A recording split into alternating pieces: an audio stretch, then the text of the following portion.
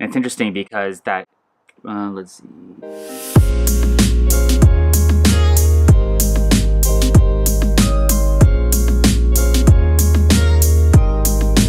Today I'm doing a Dunkelweizen. Dunkel in German means dark, and Weizen means wheat, so it's a dark wheat beer.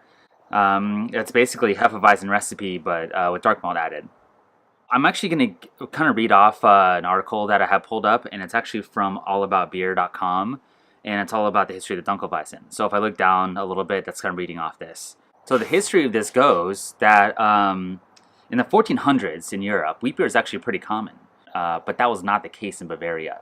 It was actually owned, basically, the rights of the wheat beer, the Weiss beer, was a noble clan called Dagenberger, and I said that with a question mark because I'm probably mispronouncing that.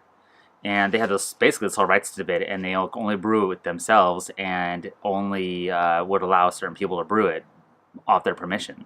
But when licensing passed, the wheat beer brewing was passed down to the Bavaria Dukes.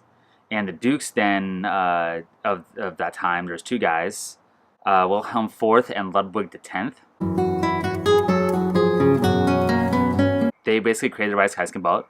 So they brewed it in-house mostly for their consumption, the wheat beer, and they also had control over the farming. And so they had multiple motives for creating this purity law. And this strength will last until the 1850s, until a brewery was commissioned to make a wheat beer, who was already making wheat beer, but he was commissioned to do it, and it kind of became mainstream since then. And his name was George Schneider, and he created basically the first commercial sort of wheat beer that was allowed basically outside of the stranglehold of these dukes who were making it mostly in-house. And from there it grew and got more commercialized. And Weiss beer at that point was no longer under their royal thumb. And then it kind of coincided at the same time with the Munich Helles and became more and more popular and kind of became synonymous with German style of beer, aside from the lager, which is a very, very common one, obviously. So that's basically the history of it, which is interesting. I didn't actually know all that. It's basically Hefeweizen recipe, but with dark malt added. My dark malt I added was Carafa 3. I think crystal malt is not really necessarily right for this style, though I think you can add it. I went with Munich 10 and carried Munich, which is like a 56 or 60 level bond. So I think it gets more of a better body, and I think a more authentic German flavor. I also am not a fan of crystal malt, so it worked for me anyway. The yeast I'm using today is a WLP 380, and I did some little research on this, and it seems like it's less in the banana side of things. A little more in the clove, a little more bubblegum, I guess you could say.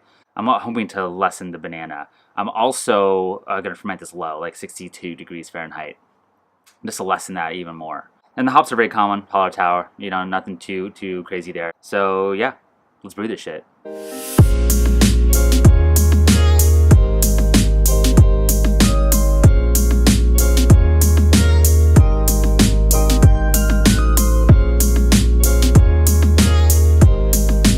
So the best thing about today is I'm not doing asparage.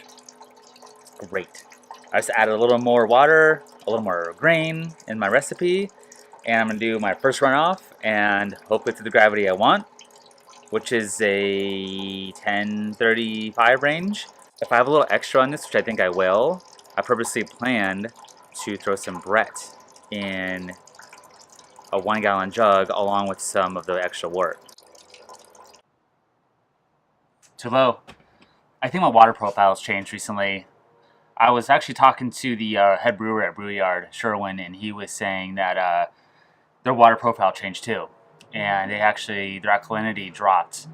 So I bet that's what's happening here, because I am way lower in the last couple of batches than I ever have been. I'm using the exact same amount of acid malt I've always used. There's some dark grain in this, but it shouldn't drop as low as it has been. So I'm going to add some baking soda to this. Last time I did 1/8 of a teaspoon, and I brought it up by 0.1. I have a little less volume of mash for this batch. So I think the same amount might get me to closer to 5.2. I'm going to try that, and maybe a little over 1/8 of a teaspoon, and see where I'm at. That ended up being about a half a teaspoon of baking soda total, and this is a 2.2 gallon batch. So I'm going to just cut my acid malt additions by probably like a third, and for the next brew day, and see what happens from there. And if I'm too high, I can always add some lactic acid. But yeah, crazy. So yeah, good to know.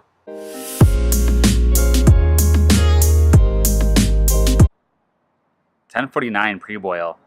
My post-boil target is 10:52. So that's a problem. I haven't done a no sparge in a while, and I obviously miscalculated this a little bit, but quite a bit. So I could add distilled water and dilute this down a little bit. I just ran out, unfortunately. But I think what I'm going to do instead is just trickle cold carbon filtered water through the grain bread and get more wort out of this. I've heard of brewers doing a cold sparge where they just trickle cold water through their grain bed, and your efficiency doesn't really drop hardly at all. Like I said earlier, I really want to do like a split batch of this, so I will have more wort than I intended, and that's fine. I might end up with about 2 gallons worth of wort at the end, or maybe a little under that. So yeah, I'm gonna try this out and see how it goes. So this is about a gallon or so of cold water. Just gonna run it through the grain bed again, and hopefully dilute this down to closer to what my pre-boil is supposed to be. All right, I got this to another half a gallon, so I'm at 2 gallons now pre-boil, and the gravity is at 1038. I'm gonna call it there. I'm gonna start boiling now.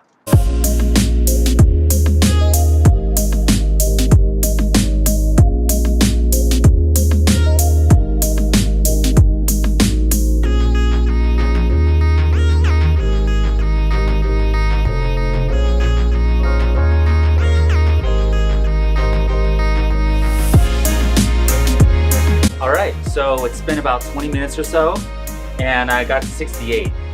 I think I'm gonna call it here, because I'm within the range of this yeast for sure. I think the high end of this range is 72 degrees Fahrenheit. So call it here.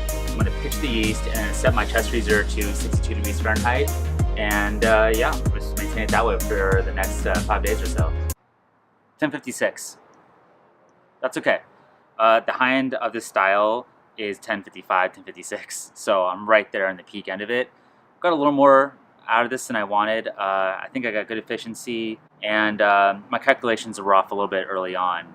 So, but it's fine. I'm in the ballpark, and we're rocking and rolling. I think I have enough to fill like half of another jug. So I'm gonna sanitize it just in case. I love this spray bottle. I've had it for like 3 years now. It was really good friends of mine engagement party.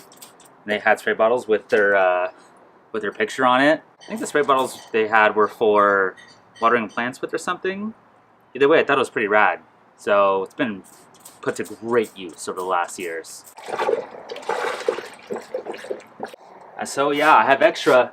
I'm very excited.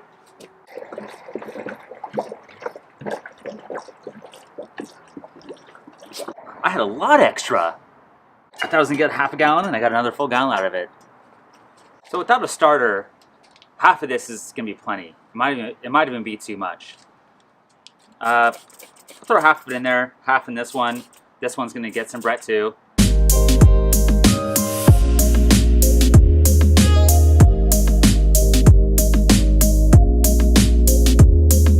So the bread I have here is Brexalensis White Labs 648 is the number for it.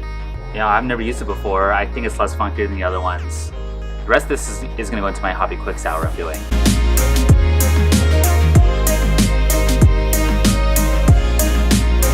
So that should do it. I still have quite a bit left here for my other sour. Yeah, I'm going to label this one right now before I forget, and we're good to go.